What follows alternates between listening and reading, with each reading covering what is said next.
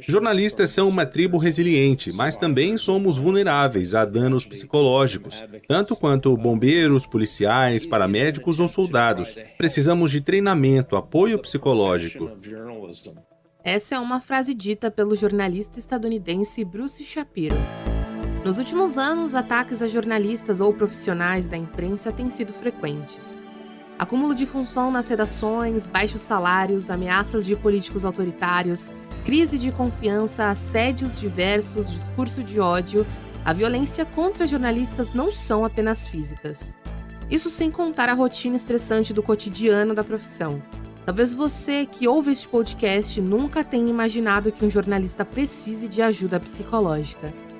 E quais são os impactos psicológicos em nossas vidas? Eu sou Luana Pereira e esse podcast é uma produção da Hora Jornalismo. Nesse episódio, vamos falar sobre como a rotina dos jornalistas pode afetar diretamente a saúde mental. Quando é a hora de pedir ajuda profissional e psicológica?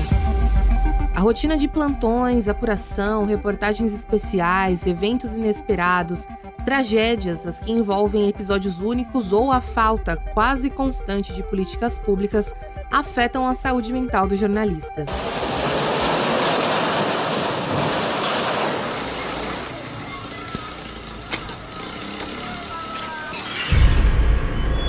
No dia 25 de janeiro de 2019, a barragem da mina do Córrego do Feijão da empresa Vale se rompeu na cidade de Brumadinho. Resultado: 270 mortes e milhões de pessoas despejadas das casas delas. Ninguém foi responsabilizado pela tragédia. 4 anos depois do rompimento, rejeitos de mineração continuam na bacia do rio Paraopeba. Gabriela Maier é jornalista há quase uma década e agora apresenta o Café da Manhã da Folha, entre outros projetos envolvendo a literatura. Ela fez a cobertura do acidente pela TV Bandeirantes, tanto pela rádio quanto pela televisão. A primeira grande cobertura da carreira dela. Eu acho que foi talvez a cobertura mais difícil que eu já fiz. É uma cobertura que impõe dificuldades em vários âmbitos. Acho que a história em si, né, já é uma história muito difícil de estar em contato, porque é muito dramática. Portanto, a gente tem milhares de pessoas diretamente impactadas, né, que são os familiares, as pessoas próximas dessas vítimas e tudo mais. A gente chegou no fim de semana e aí eu tava indo todos os dias pro Córrego do Feijão. Se eu não me engano, foi na quarta. Eu pedi pra Maiara, por favor, você topa trocar comigo só um dia? Eu não dou conta de ficar aqui mais um dia seguido, eu preciso de um respiro.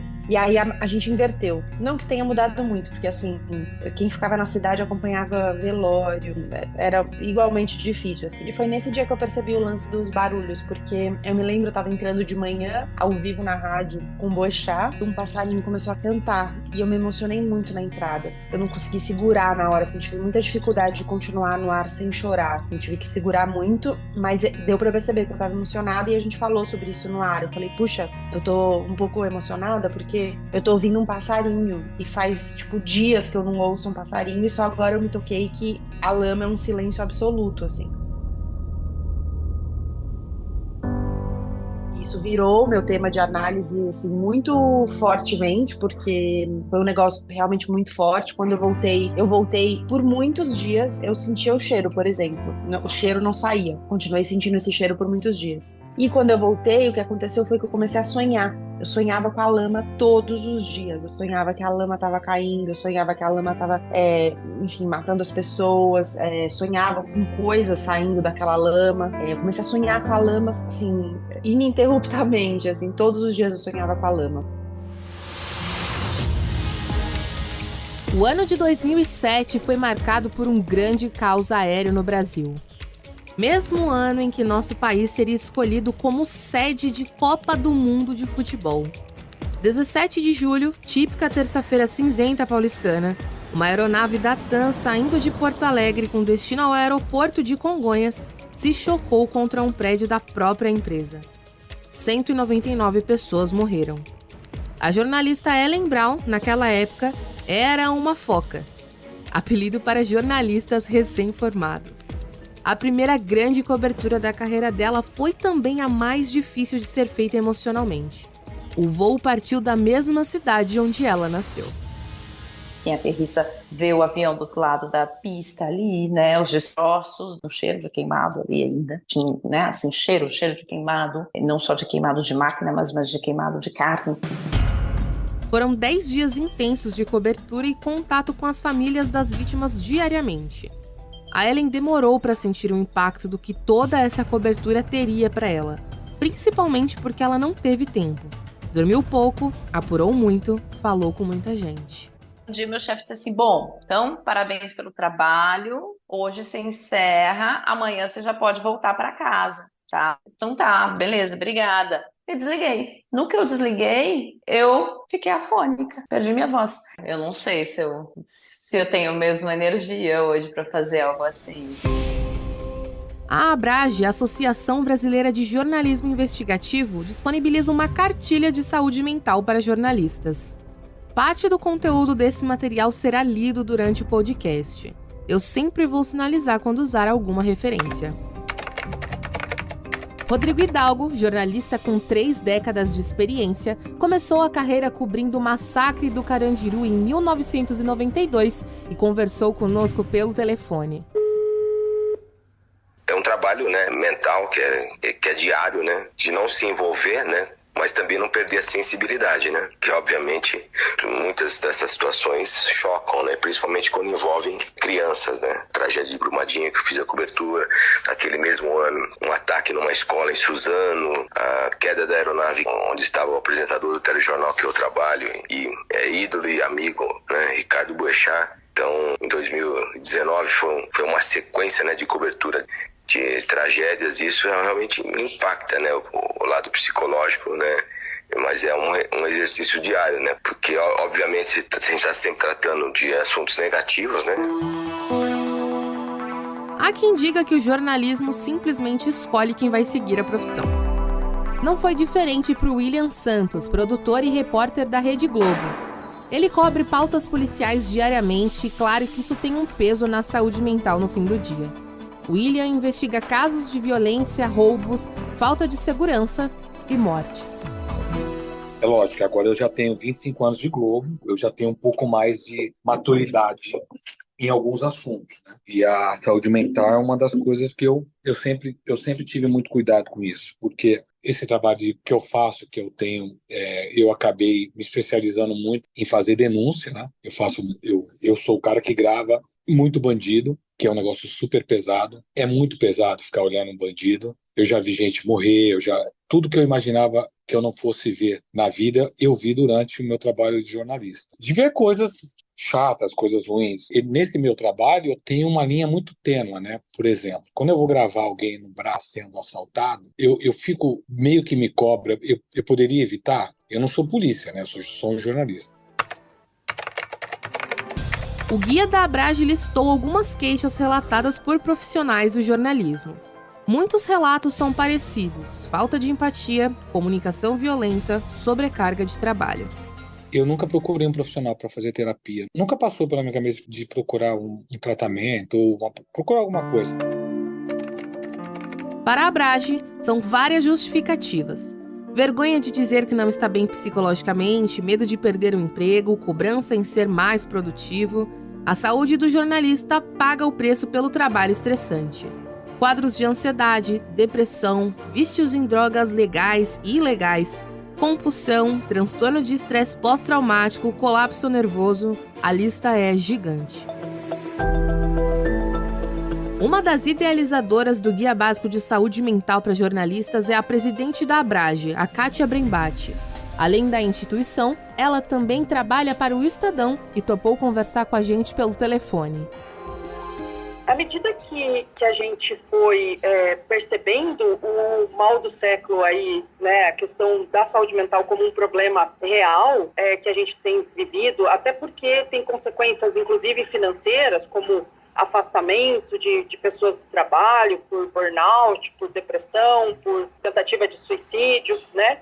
Se passou a se considerar mais claramente essa questão da saúde mental como um problema real do trabalho jornalístico, tirando um pouco dessa imagem romantizada que não combina com o preparo mental que o jornalista precisa ter e até com a aceitação das suas limitações e dificuldades.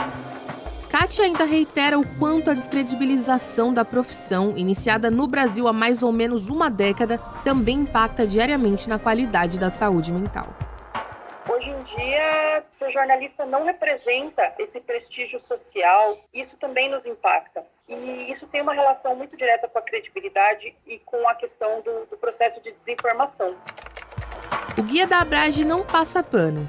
Lidar com o peso do nosso compromisso ético em não falhar, somado à pressão contínua pela produção jornalística em patamar de excelência, pode ser um triturador humano.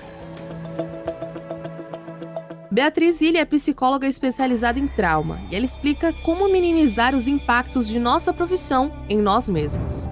Vocês, jornalistas, vocês lidam com trauma de uma forma muito próxima e muito recorrente, né? Então, quando a gente fala de trauma, a gente não está falando só de situações catastróficas, como uma queda de avião ou um caso de abuso sexual. Até coisas que a gente teoricamente considera pequena é muito danoso. Então, na minha visão, um primeiro passo para minimizar um pouco esse efeito é que seja falado sobre. A Reuters Institute e o psiquiatra Anthony Feinstein fizeram um estudo com 2 redações internacionais de grande porte no ano de 2020. Os resultados apontam que durante a pandemia, a ansiedade afetava 25% dos jornalistas.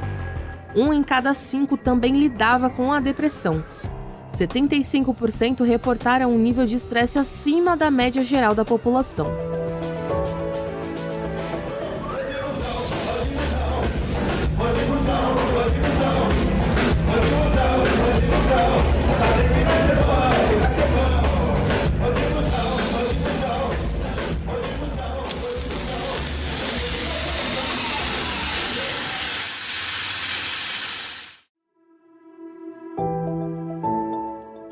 Você acabou de ouvir um trecho da apresentação do grupo Gurizada Fandangueira, banda que estava tocando minutos antes do incêndio da Boate Kiss em Santa Maria, no Rio Grande do Sul.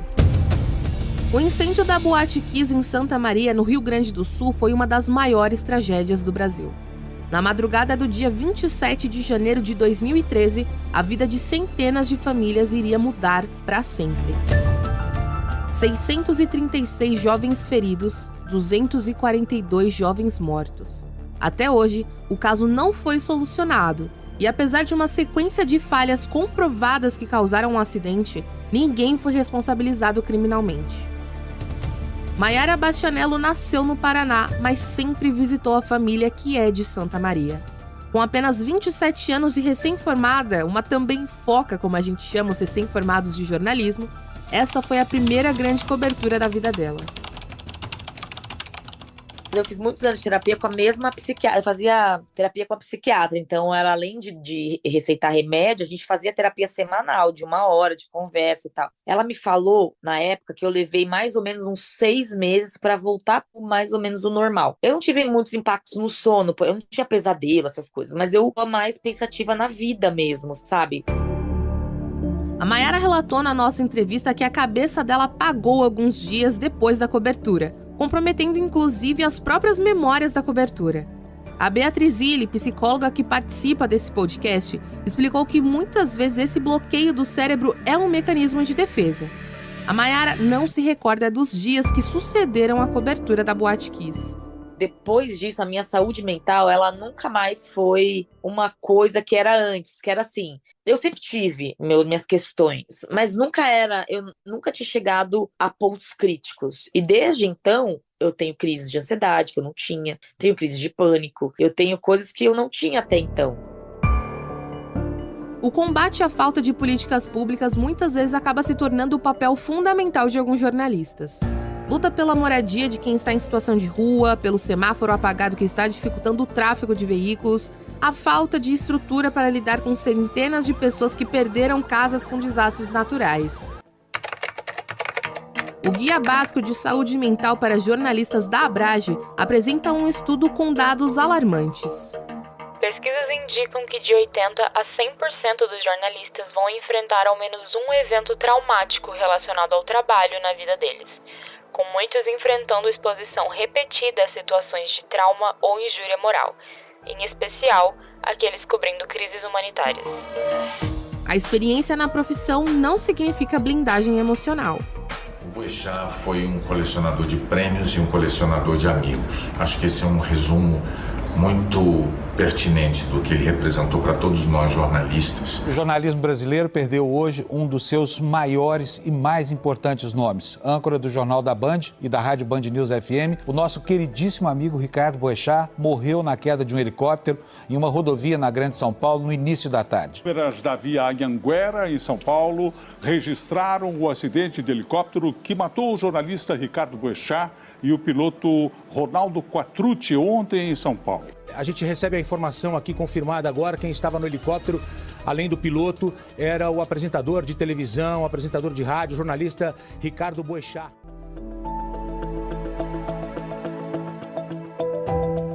Em 2019, o jornalismo brasileiro perdeu uma das maiores referências. Ricardo Boechat morreu tragicamente aos 66 anos em um acidente de helicóptero. O âncora do grupo Bandeirantes de Comunicação era respeitado pela proximidade com os ouvintes e pelo trabalho social. Colega de Boechat, Sheila Magalhães é diretora executiva da Band News FM. Ela foi uma das primeiras pessoas a descobrir a aeronave que caiu na rodovia Anhanguera naquele dia 11 de fevereiro.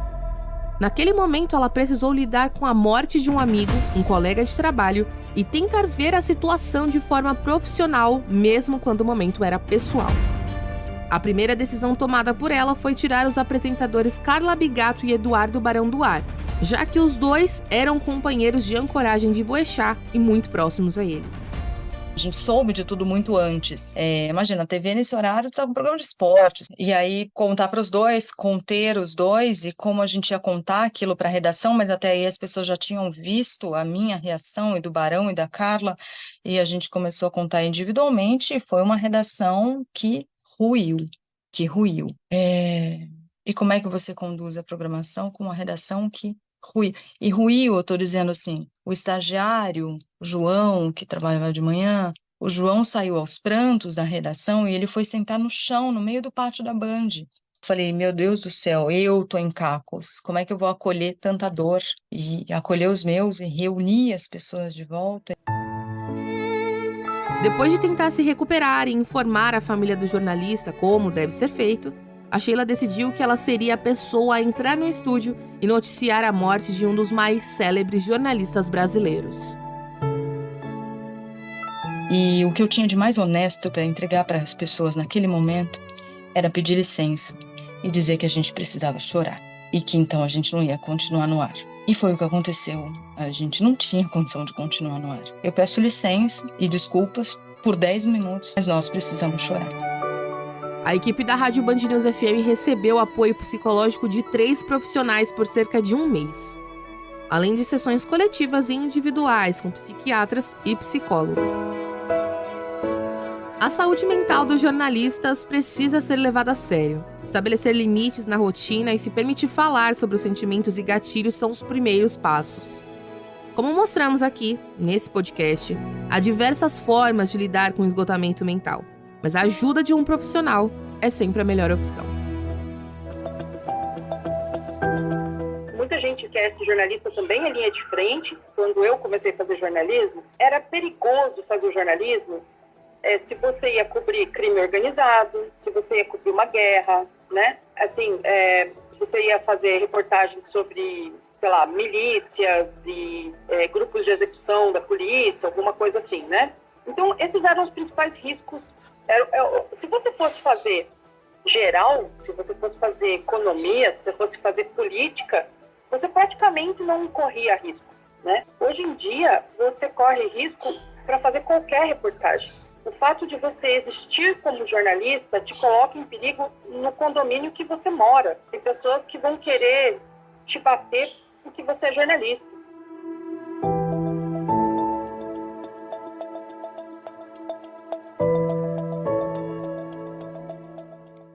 Este é o Licença para Sentir, uma produção Horus Jornalismo. O roteiro foi feito por Luana Pereira. A edição e sonorização do episódio foram feitos por mim, Marcela Salles. A revisão do áudio foi feita por José Antônio de Araújo. A pesquisa foi feita por Alexandre Barreto. A voz da tradução que você ouviu no início do episódio é de Renan Suquevicius. Com as vozes de Luana Pereira e Marcela Salles.